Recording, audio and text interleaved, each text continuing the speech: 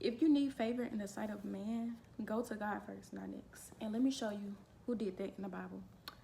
So Nehemiah, he was going to the king, Artaxerxes, I think that's how you say it. I might be wrong. I'm sure I might be wrong. He went to the king in sadness, and the king was like, why are you sad?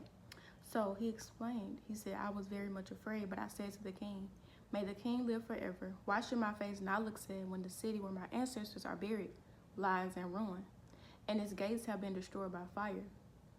And the king said to me, what is it you want? He didn't reply to the king first. He prayed to God first. Because it says, then I prayed to the God of heaven, and I answered the king. So when Nehemiah was asked what he wanted by the king, he says, then I prayed the God of heaven, and I answered the king to be sent to the city of Judah, and it pleased the king.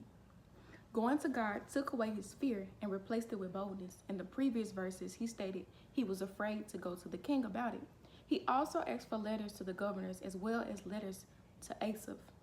Nehemiah 2:8. And because the gracious hand of my God was on me, the king granted my request. So imagine if he would have went to the king first. Possibly the king could have said, no. He could have denied it. But because he had faith, because he realized and knew and recognized how good God is, he knew, he was like, okay, I can go to God first. Not only will God answer my prayer, but he will take away my fear.